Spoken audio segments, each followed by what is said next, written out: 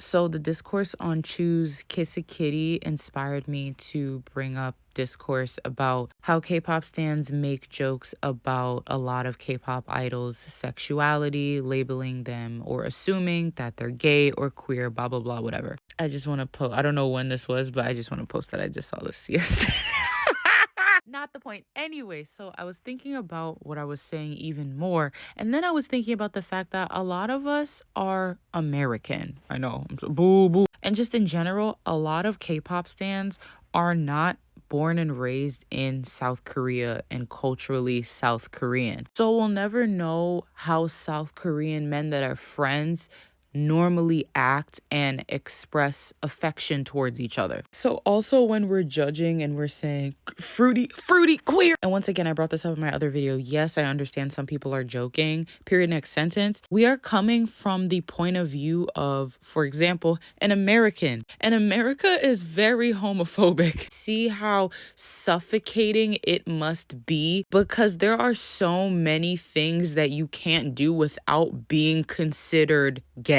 And that is both society pushing these beliefs onto you, and unfortunately, the same men that society pushes these beliefs onto, these men will believe it. I saw a guy reacting to these two guys hugging, and then like the one guy patted his ass. A lot of athletes do that. Guy watching was like, oh my God. Pause. Said, you can't even hug a nigga? Oh my God. But speaking from the point of view in American, we come from a place where that's normal. I love to learn about the culture of South Korea and like what's going on, but there's still so much I obviously don't know about it. And honestly, a lot of K-pop stans just like K-pop and like maybe K-dramas, which is fine, but I'm saying that because a lot of y'all don't actually know how South Korea is, and the most y'all know is like the 4B movement. So there's a lot of like cultural nuances and actions and behaviors that are normalized in South Korea that are not normalized where you're from. For example, America. So when you see two male K-pop idols all over each other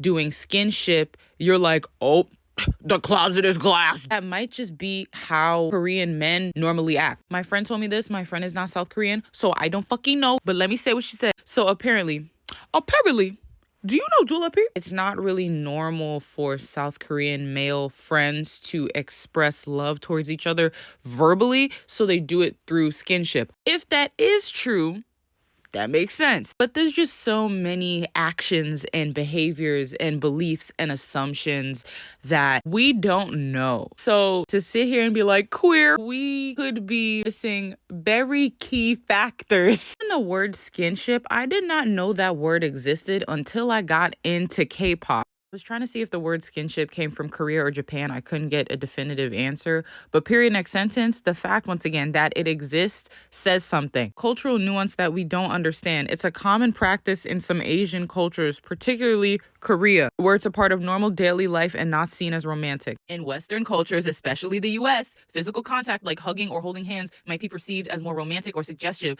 while in Korea, this is seen as a normal part of friendly interaction often. I sound like such a white person who just like discovered something, but there's literally a whole fucking book on it. Paragraph talks about how skinship is seen as normal through the eyes of Korean people, but all those with a Western perspective, specifically the US, there are only so many ways that men can express their love and appreciation for each other without being labeled as gay. Once again, I brought this up in the other video, but I feel like we are so obsessed with sexuality. This is a great point, just the different ways of how homophobia has manifested in the two different cultures. How in Korea, this won't really be taken in a sexual or romantic way because homosexuality is still so taboo versus in the US where it's not as taboo. So once again, there's so much cultural nuance, and honestly, like if you are into K-pop and K-dramas, I highly recommend you